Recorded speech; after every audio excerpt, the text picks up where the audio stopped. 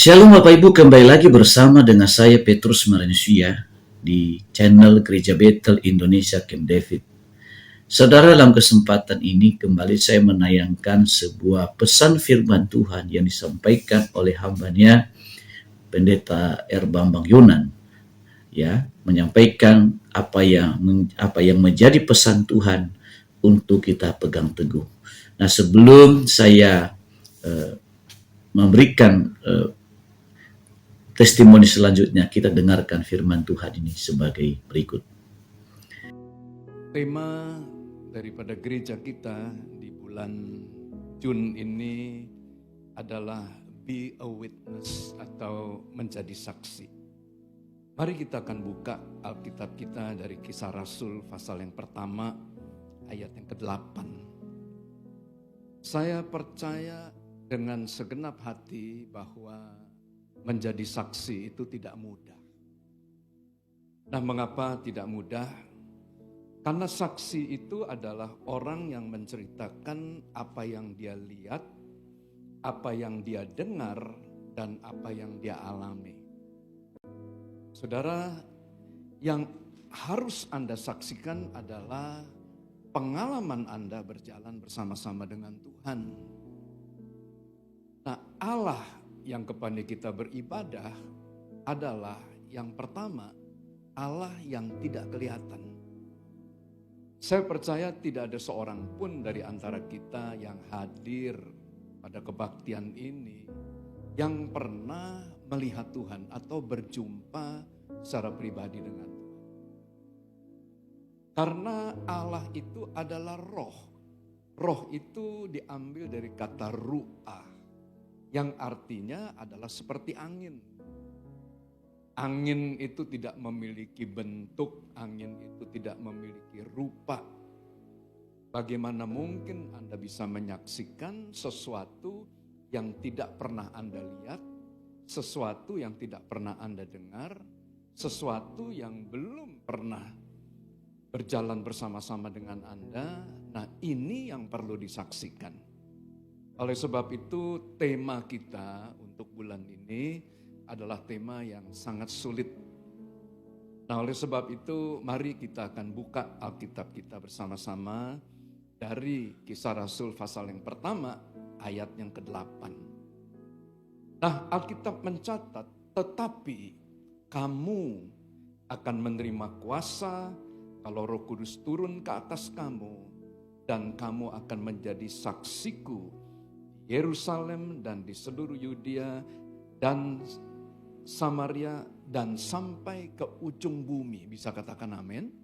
Bisa katakan amin? Nah, tangkap baik. Saudara, tanpa pertolongan daripada Roh Kudus, tanpa campur tangan daripada Roh Kudus, maka mustahil bagi kita untuk menjadi saksi. Tidak mungkin Pak Johan itu bisa memperlengkapi jemaat untuk menjadi saksi. Dan juga saya mau yakinkan saudara, tidak mungkin Pak Yani akan memperlengkapi saudara menjadi saksi. Kecuali pada waktu Anda menerima Roh Kudus. Karena pada waktu Roh Kudus turun atas kita, maka Roh Kudus akan memberikan kuasa kepada kita untuk menjadi saksi. Nah, kata kuasa di sini diambil dari kata kemampuan untuk melakukan perkara-perkara yang baik atau pekerjaan-pekerjaan yang baik. Nah, saya ingin bersaksi tentang pengalaman daripada perjalanan pelayanan saya dari tahun 84 sampai dengan hari ini. Atau dengan kata lain, ini adalah perjalanan pelayanan saya selama 42 tahun. Di tahun 1984 maka saya menerima baptisan daripada Roh Kudus. Dan setelah saya menerima baptisan daripada Roh Kudus, maka hidup saya perlahan-lahan itu berubah. Dari usia muda, 17 tahun sampai dengan 24 tahun, kehidupan daripada saya tidak ada satupun yang baik. Saya pernah saksikan di tempat ini, saya 2 kali pernah ditahan dan masuk penjara. Oleh karena saya suka berkelahi.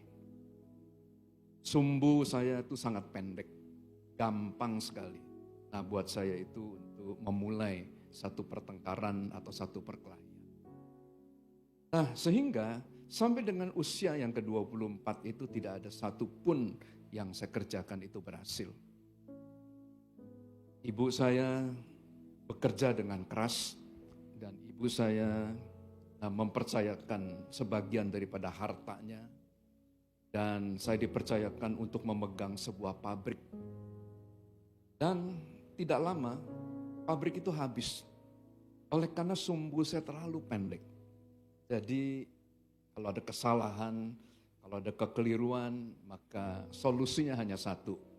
Ya, kita akan berpisah, kita akan bertengkar, atau kemudian hal-hal yang tidak baik yang akan terjadi. Saudara yang dikasih oleh Tuhan, pada waktu Roh Kudus itu memenuhi, maka paradigma saya itu berubah.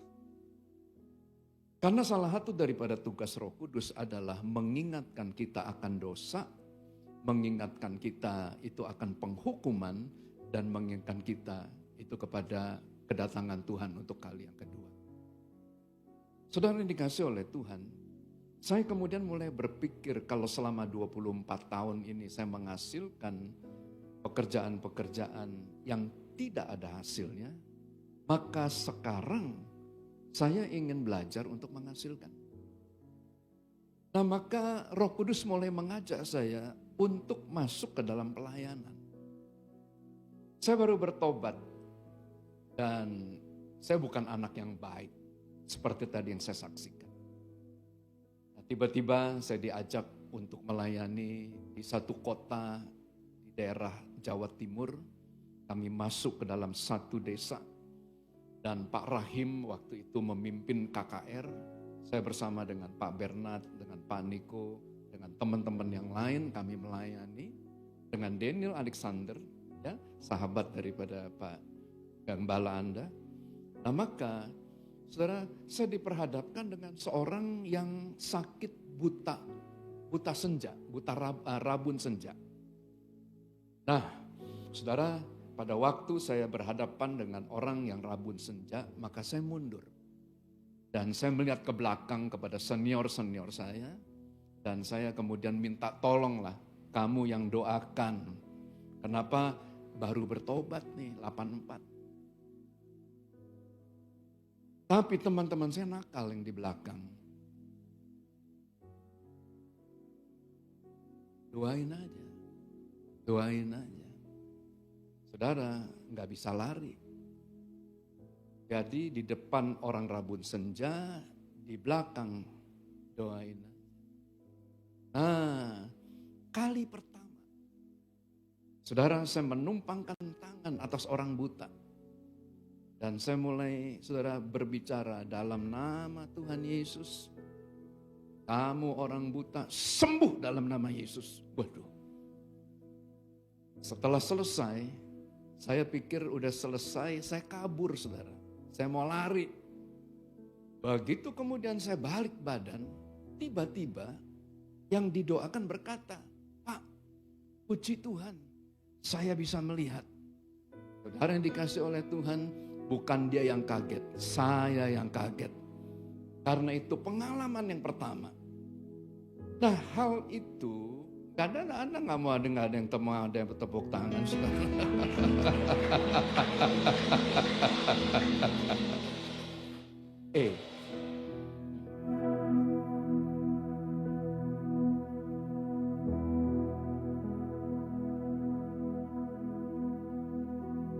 Not pertamanya gimana kok?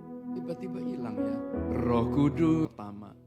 Maka mulai muncul keberanian. Karena Roh Kudus berkata, tetapi kamu akan menerima kuasa kalau Roh Kudus turun ke atas kamu. Dan kamu akan menjadi saksiku. Maka mukjizat yang pertama itu membawa saya untuk masuk dalam pelayanan. Saya bertemu dengan Pak Daniel Alexander. Daniel Alexander berkata, Bambang, kamu harus jadi hamba Tuhan. Saya tertawa, saudara. Kenapa? saya nggak pernah mimpi jadi seorang pendeta. Karena saya senang bekerja. Pekerjaannya juga cukup baik. Jadi kalau mau jadi pendeta, saudara, mikir sesuatu yang merupakan pilihan yang terakhir. Tetapi apa yang terjadi? Pada tahun 91, datanglah seorang hamba Tuhan dari Australia. Nah, dia melihat saya dan dia panggil saya. Dan pada waktu dia panggil, dia berkata, saya tidak tahu siapa kamu. Tapi satu hal yang saya tahu, kamu akan dipakai oleh Tuhan untuk menjadi hambanya. Nah, di situ saya kaget. Kenapa? Karena teman-teman, saudara, yang pernah bernubuat saya menjadi pendeta, saya hanya tertawa karena saya berkata, mungkin kamu kenal saya. Nah, kamu minta saya jadi pendeta. Tetapi ini tiba-tiba datang orang yang tidak saya kenal, yang bernubuat. Nah, singkatnya, saya mengambil keputusan untuk tinggalkan pekerjaan dan saya melangkah untuk menjadi seorang hamba Tuhan. Gereja yang saya gembalakan 35 tahun yang lalu. 119 orang, Pak. 119 orang.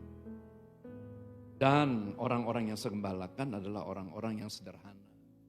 Orang-orang yang mohon maaf dari latar belakang ekonomi yang sangat lemah. Jadi yang saya gembalakan itu, mohon maaf ya Pak Johan ya, tukang-tukang beca, sopir sudako. Nah, yang kaya-kaya belum ada pada waktu itu. Yang ada semua orang-orang yang sederhana. Itu yang Tuhan percayakan. Nah, dari situ kami mengalami pelbagai macam kekurangan. Untuk bayar uang sewa, bayar tempat ibadah, gak cukup. Apalagi untuk bayar gaji, lebih gak cukup. Tapi dalam keadaan yang seperti itu, nah Tuhan itu mengarahkan kami untuk masuk dalam pelayanan orang miskin. Karena ada 119 orang miskin, Tuhan katakan cari orang miskin lagi yang lebih banyak lagi. Sesuatu yang gak masuk akal. Tetapi karena Tuhan yang memberikan tuntunannya, saya taat. Karena mungkin kelas saya pada waktu itu hanya sanggup bersaksi kepada orang-orang yang sederhana seperti ini. Jadi pelayanan saya di tahun-tahun pertama, 35 tahun yang lalu, saya melayani orang-orang miskin yang ada di bantaran kereta api. Nah itulah pelayanan saya 35 tahun yang lalu. Nah apa yang terjadi? Pada waktu kami melayani orang miskin, nah saya baru mengerti. Karena Alkitab berkata begini, barang siapa yang melayani orang miskin, pada hakikatnya dia memiutangi aku, kata Tuhan. Jadi bayangkan, Tuhan tiba-tiba berhutang kepada kita, karena kita melayani orang-orang yang susah dan orang-orang yang menderita. Nah saudara yang dikasih oleh Tuhan, apa yang terjadi? Kalau Tuhan berhutang, Tuhan akan membayar tepat pada waktunya. Nah, gereja yang miskin ini tiba-tiba diberkati menjadi gereja yang besar. Pelayanan daripada orang miskin yang sederhana ini, nah kemudian membesar sampai satu titik. Berapa tahun yang lalu, nah di mana saya itu dipercaya diberikan penghargaan dari Muri, yaitu saya beroleh rekor muri pemasangan daripada kaki dan tangan palsu yang terbesar di seluruh di Indonesia. Bukankah Tuhan itu adalah Tuhan? Saya percaya Tuhan tidak pernah berubah dan belum berubah. Kalau Tuhan bisa memberikan kuasa kepada saya, Tuhan juga bisa memberikan kuasa kepada Anda, dan kepada kita semuanya. Bisa katakan amin. Bisa katakan amin. Nah, pertanyaannya bagaimana cara Tuhan mempersiapkan kita menjadi saksi? Next, Yesaya pasal yang ke-6, ayat yang ke-5 sampai dengan ayat yang ke-8. Ini adalah kisah di mana Nabi Yesaya bertemu dengan Tuhan. Dalam ayat yang ke-5 dia berkata, celakalah aku binasa sebab aku ini seorang yang najis bibir. Dan aku tinggal di tengah-tengah bangsa yang najis bibir, namun mataku telah melihat Sang Raja, yakni Tuhan semesta alam. Dan kemudian Yesaya melihat ada serafim datang, dan serafim itu mengambil bara dari mezbah, dan serafim itu menempelkan bara api itu pada lidah dan bibir daripada Yesaya. Dan pada waktu serafim itu menyentuhkan bara api pada mulut Yesaya, maka serafim berkata, lihat, aku telah menyentuh bibirmu, maka kesalahanmu telah dihapus dan dosamu telah diampuni. Bisa katakan amin? Baru setelah Yesaya dibersihkan dosanya, setelah Yesaya dijamah bibirnya, maka Yesaya mendengar suara Tuhan. Lalu aku mendengar suara Tuhan berkata, siapakah yang akan kuutus dan siapakah yang mau pergi untuk aku? Maka sautku, ini aku, utuslah aku. Saudara, pengutusan terjadi pada waktu Yesaya bertemu dengan Tuhan. Sebelum Yesaya bertemu dengan Tuhan, maka Yesaya belum waktunya untuk diutus. Karena sekali lagi saudara, arti daripada saksi adalah orang yang menceritakan apa yang dia lihat, apa yang dia dengar, apa yang dia alami. Jadi selama 42 tahun saya melayani, saudara, ada satu handicap yang dialami oleh banyak gereja di seluruh Indonesia. Bahkan sampai dengan di bangsa-bangsa. Beribadah. Baca firman Tuhan. Melayani di gereja. Berdoa. But tidak pernah punya pengalaman berjumpa dengan Tuhan. Tidak pernah punya pengalaman mendengar suara Tuhan secara pribadi.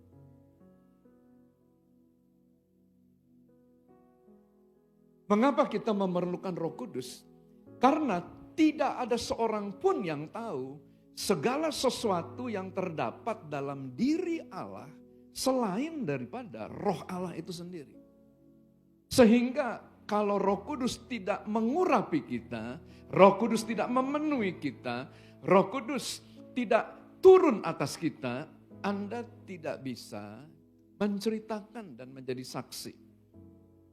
Dan cara Roh Kudus mempersiapkan seseorang untuk menjadi saksi, maka yang pertama kali dijamah itu adalah lidah. Why lidah?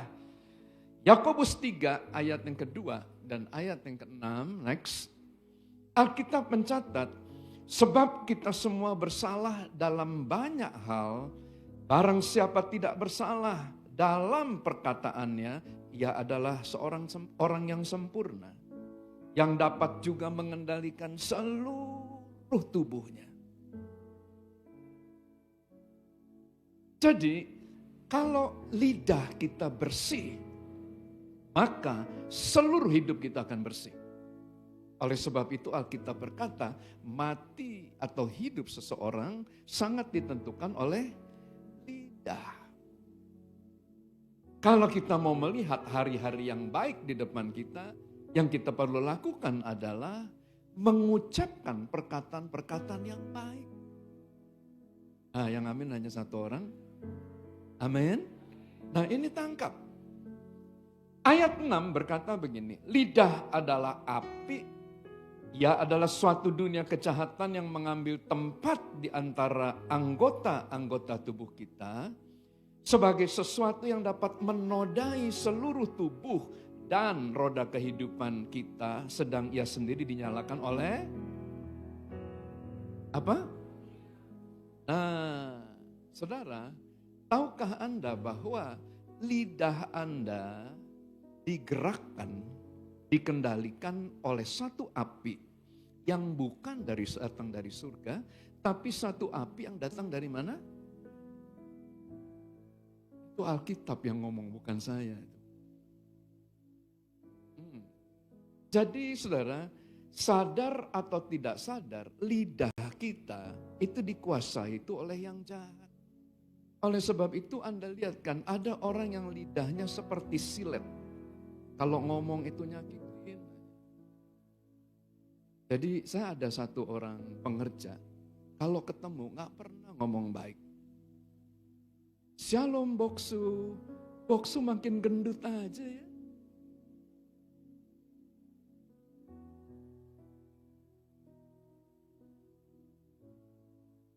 Saudara, ada orang yang kalau ngomong itu seperti cemetik. Begitu.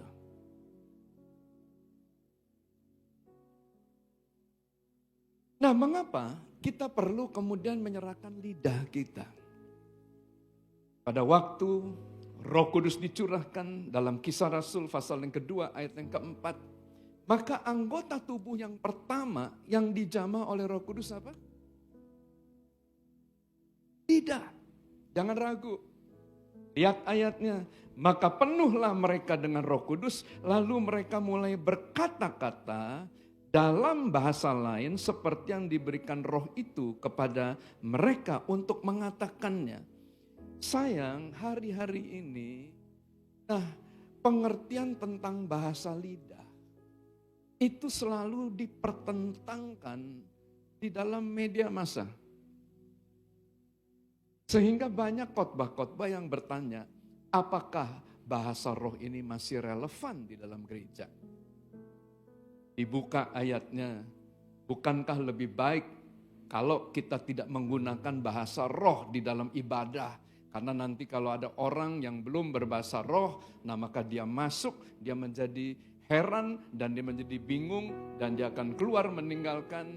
Nah, bukankah itu sayang? Oleh sebab itu bahasa roh jangan lagi digunakan di dalam ibadah. Wait a minute. Di dalam Yakobus pasal yang ketiga, kalau Anda kemudian membaca ayat yang ke-7 dan ayat yang ke-8, nah maka Alkitab mencatat begini. Semua jenis binatang liar, burung-burung dan binatang-binatang menjalar dan binatang-binatang laut dapat dijinakkan dan telah dijinakkan oleh sifat manusia. Tetapi tidak seorang pun yang berkuasa menjinakkan lidahnya. Ya sesuatu yang buas, yang tidak terkuasai dan penuh racun yang mematikan. Nanti baca Yakobus 3 ayat 7 dan 8. Sambungannya. Nah, bagaimana cara kita menjinakkan binatang buas yang digerakkan oleh api neraka yang ada di dalam anggota tubuh kita? Maka Roh Kudus itu akan menyentuh bibir kita. Roh Kudus akan menguasai lidah kita sehingga melalui perkataan-perkataan kita bisa melakukan perkara-perkara yang besar. Bisa katakan amin? Halo? Ya? Nah, ini saya mau bersaksi tentang ini. Saudara, pada waktu saya dipenuhi dengan Roh Kudus, nah saya nggak malu nih saksikan. Saya masih punya kelemahan. Kelemahan saya itu 2. Yang pertama, saya sangat suka dengan whisky. Saya bukan pemabuk ya, tapi saya suka dengan whisky. Karena whisky itu layernya itu banyak. Saya suka dengan wine, nah karena cita rasanya. Rumitan daripada bagaimana orang itu membuat wine, dan saya perokok berat. Jadi pada waktu saya dipenuhi dengan Roh Kudus, saya masih punya kelemahan itu. Nah, saudara, saya bekerja di satu perusahaan pelayaran. Dan saya di-hire selama 1 tahun di perusahaan pelayaran itu. Dan kemudian setelah 1 tahun saya akan kembali ke Jakarta dan kembali ke perusahaan induk. Nah, saya tahu kalau saya kembali ke perusahaan induk, saya akan dipercayakan satu pekerjaan yang lebih lagi. Nah, dalam keadaan yang seperti itu, tiba-tiba Roh Kudus ini berbicara dalam hati saya. Bambang, kamu mau gak nanti kalau kamu mimpin satu perusahaan, nah kalau kamu bilang A, anak buah kamu akan lakukan A. Kamu bilang B, anak buah kamu bilang B.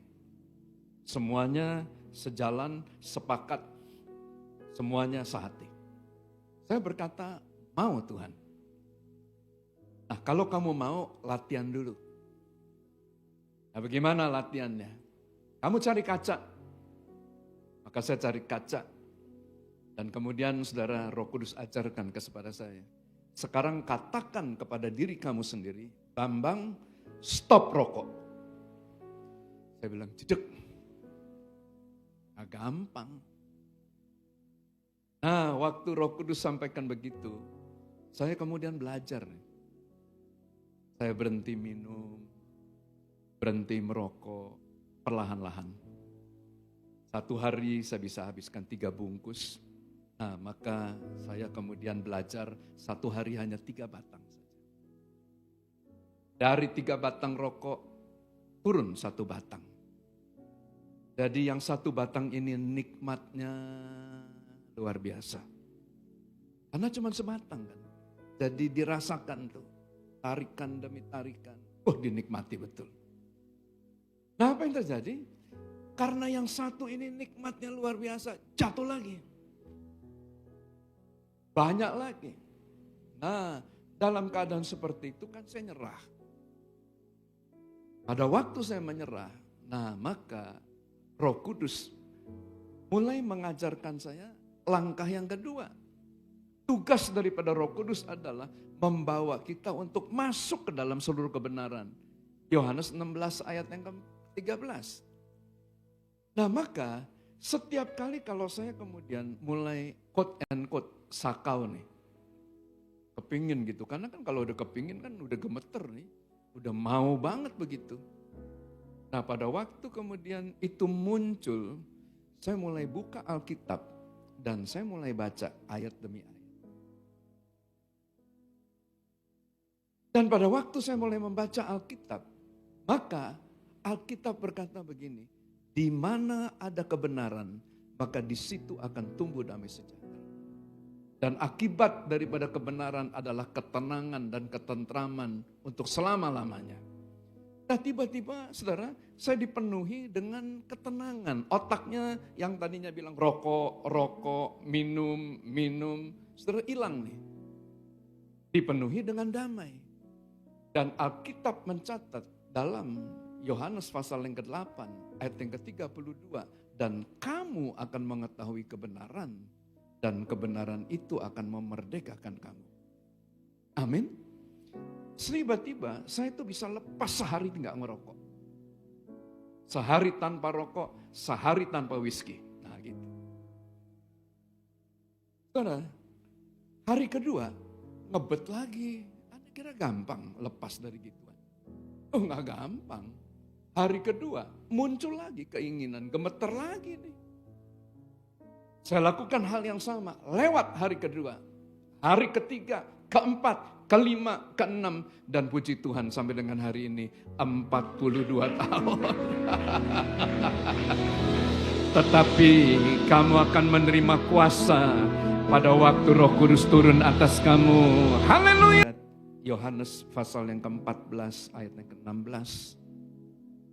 Yohanes 14 ayat yang ke-16. Alkitab mencatat, aku akan minta kepada Bapa dan ia akan memberikan kepadamu penolong yang lain supaya ia menyertai kamu selama-lamanya. Katakan bersama dengan saya, penolong yang lain.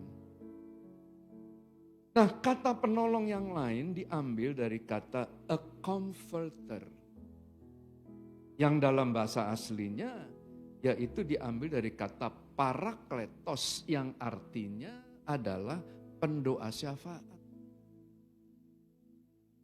Tahukah Anda bahwa Roh Kudus itu adalah roh doa? Dia adalah pendoa syafaat. Bagaimana cara kemudian Roh Kudus menolong kita?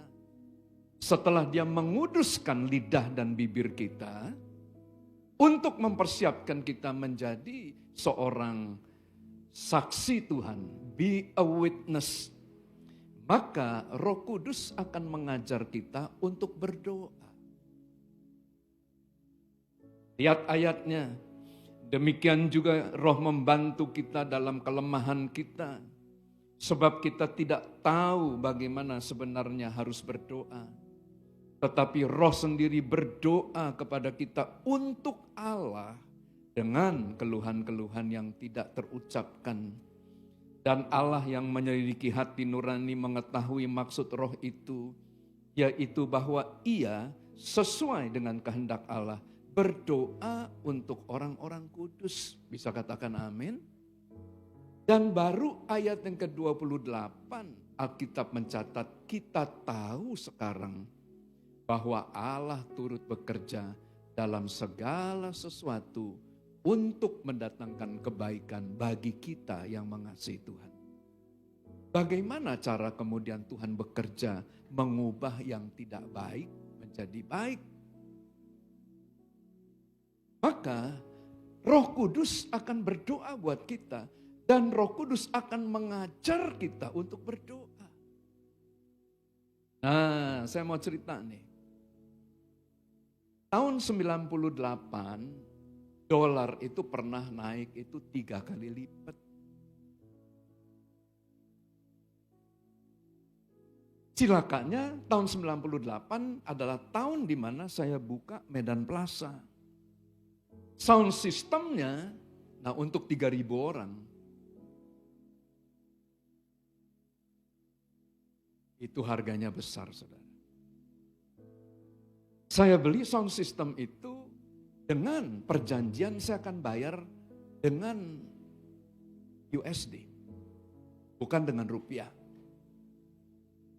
Tiba-tiba 98 naik. Boom, 3 kali lipat. Matilah, gak bisa bayar. Orang jangan naik 3 kali, naik sekali aja gak kuat, makanya nyicil. Ini naik 3 kali lipat, cicilannya naik 3 kali lipat. Dalam keadaan seperti itu, izin gereja gak keluar. Siapa yang gak kasih? Bukan lingkungan yang gak kasih, bukan masjid yang gak kasih. GBI sendiri yang gak kasih. Ajaib gak, saudara? Wah, saya dalam keadaan gak bisa apa-apa. Maaf ya, kalau dulu, kan saya udah mulai tadi.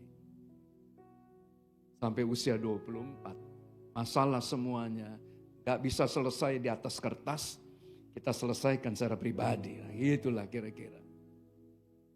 Nah, jadi pendeta, makanya gak enak Pak Johan. Jadi pendeta tuh gak bisa begitu. Jadi satu hari almarhum Pak Freddy Riva, ngalami juga hal seperti yang saya alami. Tapi Pak Freddy Riva itu kan mantan preman memang dia. Dia berkata begini, memang saya pendeta ya, tapi satu hal, waktu saya dibaptis, gigi saya tuh belum kena baptisan. Saya gigit kamu. Nah, makanya saya bilang dengan Pak Freddy, sudahlah sini Pak, saya baptis lagi dengan mulut kebuka. Nah, supaya semuanya dikuduskan. Nah, saudara yang dikasih oleh Tuhan, dalam keadaan yang tidak mampu berbuat apa-apa. Saya deadlock. Nah, maka di situ Roh Kudus tuh ajar saya untuk berdoa. Nah, bagaimana cara doanya? Yaitu saya menggunakan lidah. Gimana kalau Anda lagi marah suruh doa? Coba saya mau tanya, gimana caranya? Mau doa marah-marah? Tuhan saya klaim Tuhan kan janji sama saya. Percayalah surga gak akan respon.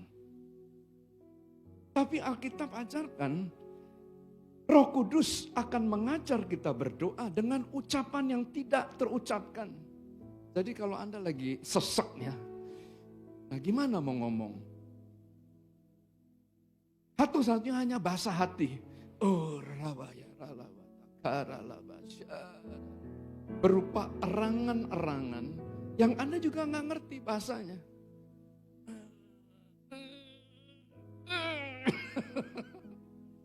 Ya. Nah, saudara yang dikasih oleh Tuhan, Alkitab mencatat Tuhan yang adalah roh tahu maksud roh itu. Oh, rabatakapa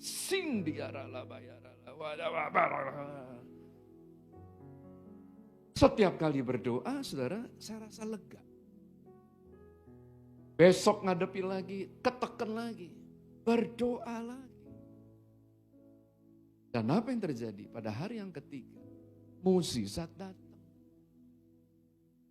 Kan USD naik, harga emas juga naik, Pak. Ada orang tiba-tiba datang persembahkan emas.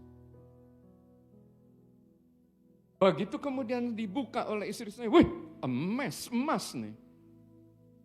Nah, begitu kemudian kita jual emasnya, apa yang terjadi? Semua utang kita lunas.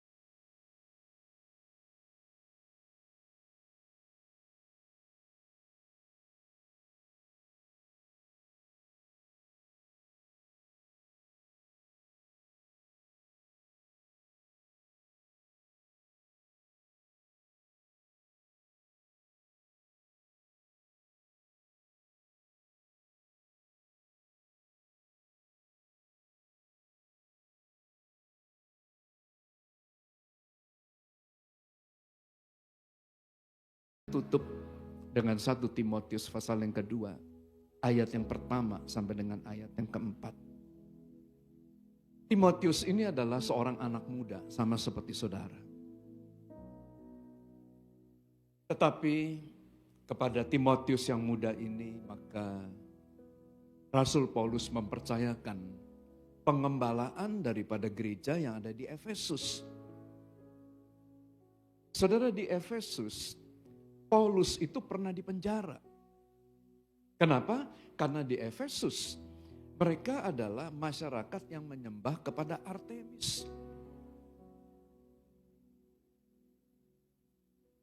Dan di Efesus ada begitu banyak orang-orang yang datang dari Korintus, yaitu ahli-ahli filsafat. Dan di tengah-tengah para ahli filsafat, maka ada juga kemudian ahli-ahli Taurat dan orang-orang Farisi tinggal di Efesus.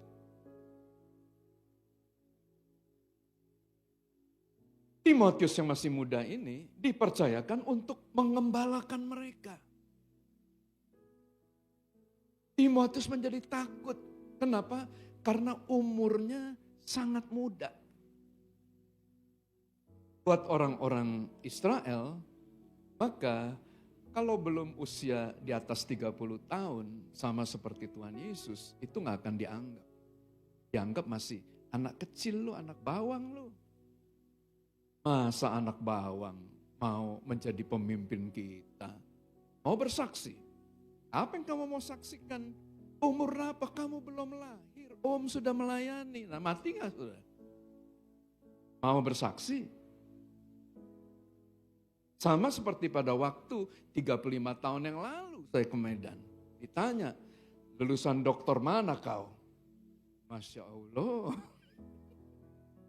Ya sudah dokter di tahun berapa? Kita baru mulai melayani, saudara, baru mulai merangkak. Bagaimana kita bersaksi?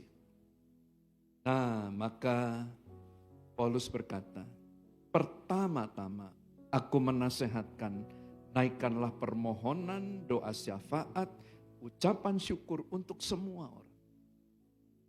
Bisa katakan amin? Bisa katakan amin? Nah, cara Roh Kudus pakai, ingat, Roh Kudus itu adalah intercessor spirit. Roh Kudus akan pakai Anda menjadi saksi pada waktu Anda juga mau berdoa. Nah, apa yang saya lakukan 35 tahun yang lalu waktu saya mengembalakan gereja yang ada di Kota Medan yang hanya 119 orang ini. Saya mobilisasi anak-anak muda ya untuk berdoa. Kalau nanti kamu istirahat siang, nah apa yang kamu mesti lakukan? Cari anak yang paling nakal di kelas, doakan mereka.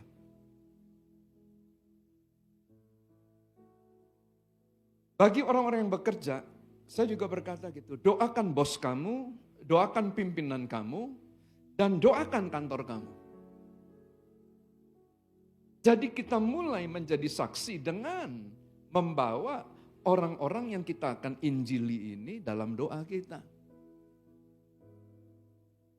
Nah saudara, ayat yang kedua, berdoalah untuk raja-raja, untuk semua pembesar, agar kita dapat hidup tenang dan tentram dalam segala kesalehan dan kehormatan.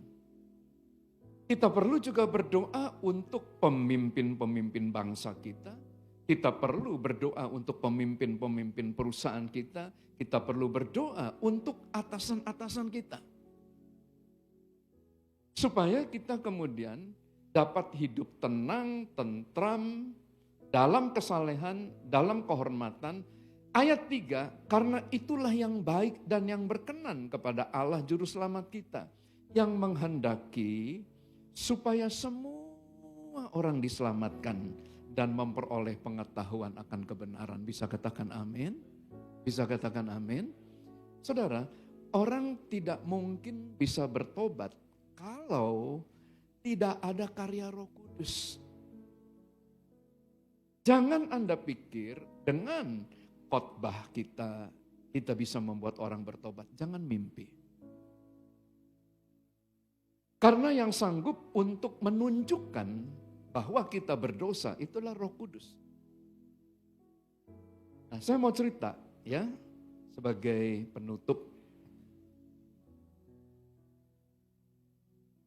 Pada tahun 1904 dan tahun 1905 terjadi suatu kebangunan rohani di Wales yang disebut atau yang dikenal dengan Wales Revival 1904 dan 1905. Saya pernah datang ke gerejanya yang ada di Wales dan saya pernah melayani di sana bersama-sama dengan Pak Charles. Nah, bagaimana cara Tuhan itu melawat Wales? Jadi kalau Anda pergi ke UK, maka kebiasaan orang UK pada hari Jumat malam, bar penuh, anak-anak muda yang minum. Sabtu pagi Anda akan lihat anak-anak muda itu tidur di jalan karena mabuk. Begitu juga hari Minggunya. Apalagi kalau Anda kemudian masuk ya ke desa-desa seperti Swansea, Cardiff dan lain sebagainya. Nah, maka Anda akan lihat itu kalau udah musim bola, nah maka paginya itu udah geletakan semuanya. Mabuk di jalan. Nah, pada waktu mereka mabuk di tahun 1904 dan 1905, tiba-tiba dilawat oleh Roh Kudus dan orang yang lagi mabuk sadar tiba-tiba menangis. Kemudian dia menyesal, kenapa ya saya kok mabuk seperti ini? Kenapa kok saya lakukan ini? Tiba-tiba kesadarannya akan dosa. Nah, itu menemplak diri dia sendiri. Dan di situ pertobatan terjadi dengan luar biasa. Nah, dari mana gerakan Wales itu muncul di tahun 1904, tahun 1905? Gerakan itu muncul karena satu orang yang bernama Evan Robert yang mau berdoa untuk bangsanya. Dia duduk di kamar doanya, gak ada yang tahu. Dia mengunci dirinya. Dia kemudian berbicara dengan Tuhan, Tuhan selamatkan bangsaku, selamatkan negeriku. Dia berdoa untuk raja-raja, dia berdoa buat pembesar-pembesar, dia berdoa untuk pemimpin-pemimpin gereja, dia berdoa untuk masyarakat dan untuk semua orang. Dan selama 2 tahun Tuhan melawat Wales, dan lawatan daripada Wales lompat ke Amerika. Dan kemudian di Amerika pada tahun 1906 muncullah gerakan yang bernama gerakan daripada Azusa Street. Pentakosta itu lahir pada tahun 1906. Saya percaya Tuhan tidak pernah berubah. Pada waktu Roh Kudus turun ke atas kamu, maka kamu akan menjadi saksi Tuhan di Yerusalem, Yudea, Samaria, sampai ke ujung bumi. Nah saudara, apa yang disampaikan oleh hamba Tuhan tadi, itu pesan yang baik untuk kita renungkan. Nah khotbah-khotbah, pesan-pesan firman seperti ini kita perlukan. Baik bagi yang sudah berkembang pelayanan, maupun yang sedang dalam proses penanaman gereja atau perintisan. Karena melalui kebenaran firman Tuhan, kita diubah cara berpikir, langkah kita pun berjalan tentu berbeda. Nah, kemudian saudara, beliau punya track record, punya perjalanan pelayanan yang istilahnya kita perlu belajar dari pengalaman-pengalaman beliau. Nah, oleh karena itu, di channel ini saya akan tampilkan pesan-pesan hamba Tuhan yang sudah melewati proses dari bawah sampai ke tingkat yang lebih luar biasa, yang sampai hari ini mereka terus berkembang.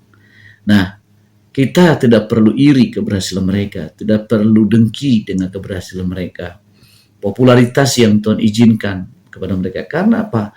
Mereka sudah mengabdikan diri dengan segenap hati, dengan perjuangan yang luar biasa sehingga mereka sampai ke puncak yang seperti ini.